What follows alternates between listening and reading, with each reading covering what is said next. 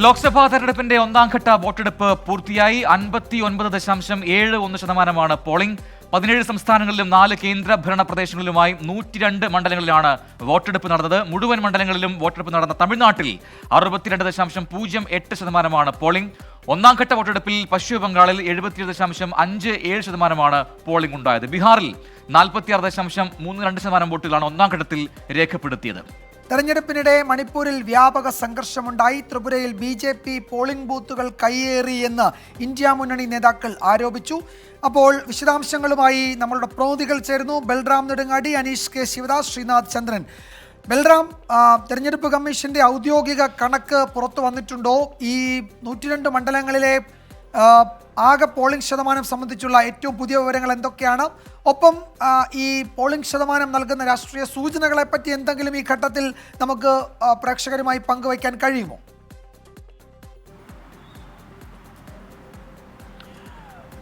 വിജയകുമാർ, പ്രജിൻ, തെരഞ്ഞെടുപ്പ് കമ്മീഷൻ ഇതുവരെയും ഔദ്യോഗികമായ ഒരു അന്തിമ സംഖ്യ ഈ ഇന്നത്തെ പോളിംഗുമായി ബന്ധപ്പെട്ട ഇതുവരെയും പുറത്തുവിട്ടിട്ടില്ല. എന്നാൽ തെരഞ്ഞെടുപ്പ് കമ്മീഷന്റെ വെബ്സൈറ്റിലൂടെ ഇപ്പോഴും അപ്ഡേറ്റ് ചെയ്തുകൊണ്ടിരിക്കുകയാണ് വിവരങ്ങൾ.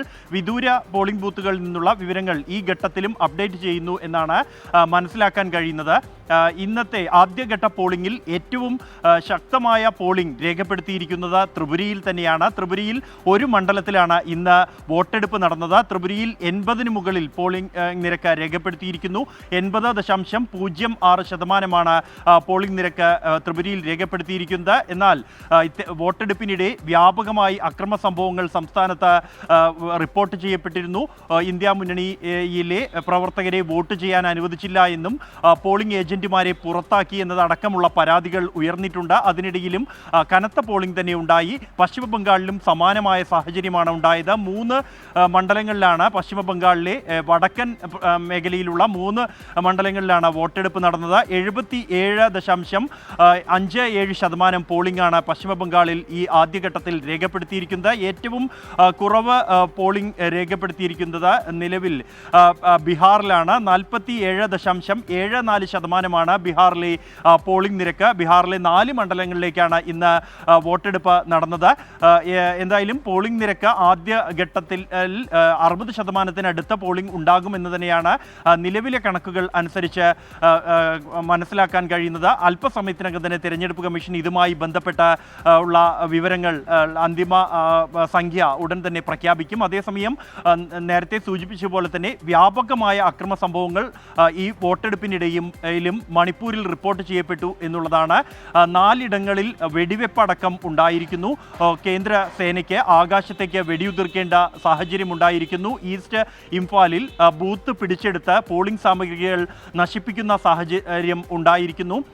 ഇത്തരത്തിൽ അക്രമം അതിരൂക്ഷമായി തന്നെ ഇപ്പോഴും മണിപ്പൂരിൽ തുടരുകയാണ്. ഒപ്പം തന്നെ BJP പ്രവർത്തകർ പലയിടങ്ങളിലും ബൂത്ത് കയ്യേറിയെന്നും കോൺഗ്രസിൻ്റെ പോളിംഗ് ഏജന്റുമാരെ പുറത്താക്കി എന്നും അടക്കമുള്ള പരാതികൾ കോൺഗ്രസ് സ്ഥാനാർത്ഥി ഉന്നയിച്ചിട്ടുണ്ട്. മണിപ്പൂരിൽ ഈ സംഘർഷം നിലനിൽക്കെ പോളിംഗ് നടത്തിയതിനെതിരെയും വിമർശനങ്ങൾ നിലവിൽ ഉയർന്നിരിക്കുന്നു. പ്രതിപക്ഷ പാർട്ടികളാണ് ഇക്കാര്യത്തിൽ വിമർശനങ്ങൾ ഉന്നയിച്ചിരിക്കുന്നത്. വിജയകുമാർ. ശരി, ഡൽഹിയിൽ നിന്നും ബൽറാം നെടുങ്ങാടിയാണ് വിശദാംശങ്ങൾ നൽകിക്കൊണ്ടിരിക്കുന്നത്. ഒപ്പം ചെന്നൈയിൽ നിന്നും അനീഷ് കെ ശിവദാസും മുംബൈയിൽ നിന്ന് ശ്രീനാഥ് ചന്ദ്രൻ കൂടി ചെയ്തിട്ടുണ്ട്. ഇനി അനീഷിലേക്കാണ്. അനീഷ്, തമിഴ്നാട്ടിൽ 62% പോളിംഗ് രേഖപ്പെടുത്തിയത് അന്തിമ കണക്കാണോ? ഒപ്പം തന്നെ സമാധാനപരമായിരുന്നു അവിടെ തെരഞ്ഞെടുപ്പ് പ്രക്രിയ?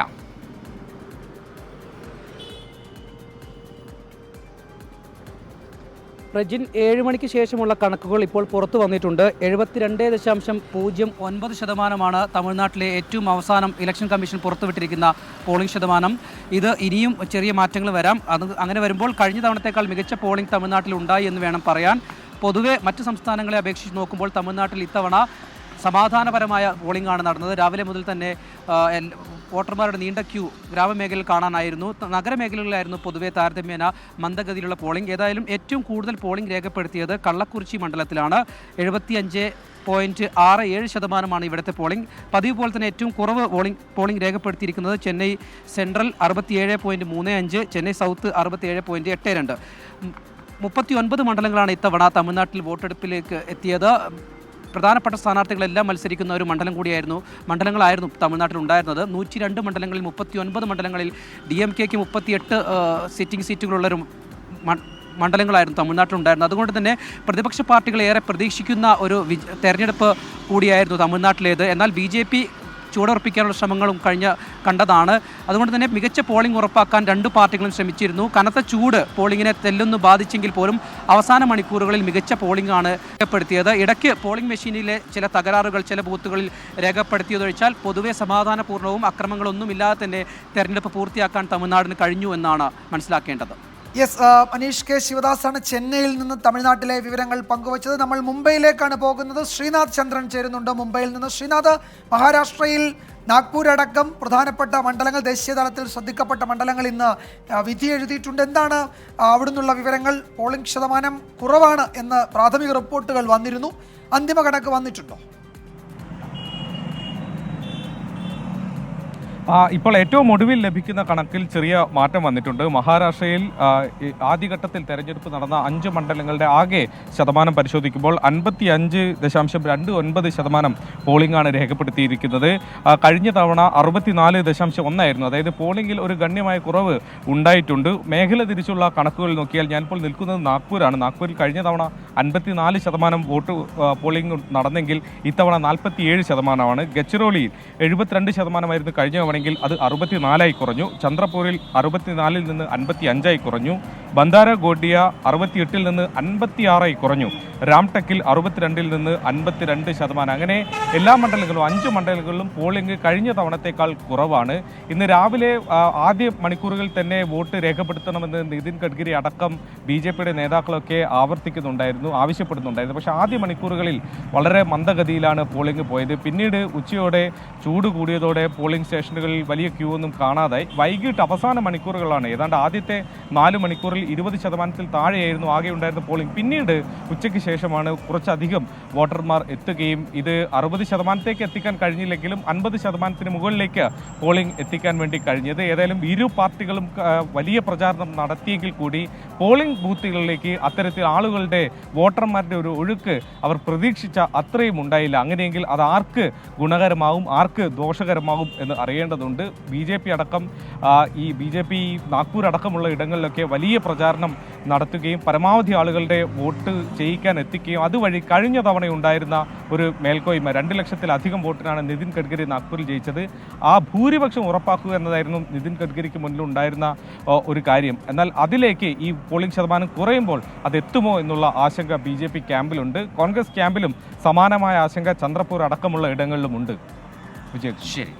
അപ്പോൾ എനിക്ക് തോന്നുന്നു ശരാശരി പോളിംഗ് നടന്നിട്ടുണ്ട് ഈ മണ്ഡലങ്ങളിൽ അല്ലേ? ബംഗാളിൽ നല്ല പോളിംഗ് ആണ്, ബീഹാറിൽ കുറവാണ്. പക്ഷേ പോളിംഗ് അപ്ഡേഷൻ വന്നുകൊണ്ടിരിക്കുന്നേ ഉള്ളൂ. തമിഴ്നാട്ടിൽ മികച്ച പോളിംഗ് രേഖപ്പെടുത്തിയിട്ടുണ്ട്. അപ്പോൾ എന്താണ് ആദ്യഘട്ടത്തിൽ ഭേദപ്പെട്ട പോളിംഗ് എന്ന് വേണമെങ്കിൽ നമുക്ക് ഈ സമയം പറഞ്ഞു വെക്കാം. അന്തിമ കണക്ക് വരാനിരിക്കുന്നതേ ഉള്ളൂ. അപ്പോൾ നമ്മൾ ഒരു ബ്രേക്ക് എടുക്കണം. പക്ഷെ അതിന് മുമ്പ് ഒരു കമന്റ് ഞാൻ വായിക്കട്ടെ. ഇതെന്താ കുമ്പിടിയോ എന്ന് ചോദിക്കുന്നുണ്ട് അരുൺകുമാറെ. പൂരത്തിനും കണ്ടു സ്റ്റണ്ടിലും കാണുന്നു എന്നാണ് അരുൺകുമാർ നിരീക്ഷണം. വിജയകുമാറിനെ കുറിച്ചാണ്. ഞാൻ രാവിലെ പുരപ്പറമ്പിൽ പോയിരുന്നു. അപ്പം അത് കഴിഞ്ഞ് നമ്മൾ തിരിച്ചെത്തി. പിന്നീട് കുടമാറ്റം, അതിനെ കുറിച്ചാണ് ഇപ്പൊ ലേറ്റസ്റ്റ് ആവുന്നത്. കുടമാറ്റത്തിലെ കമന്ററി രക്ഷാതെ വൻ കമന്ററി ആയിരുന്നു. വിജയകുമാർ പ്രത്യേക അഭിനന്ദനങ്ങൾ അറിയിക്കുന്നുണ്ട് ഒത്തിരി പേര്. അപ്പം വിജയകുമാർ ശരിക്കും മനസ്സിലായില്ല എന്ന് തോന്നുന്നു. അപ്പൊ ഇന്നത് മനസ്സിലായി കാണും. അപ്പൊ ഒരു എല്ലാം പറഞ്ഞെന്നുള്ള ഞാൻ പറഞ്ഞിട്ടുണ്ട്.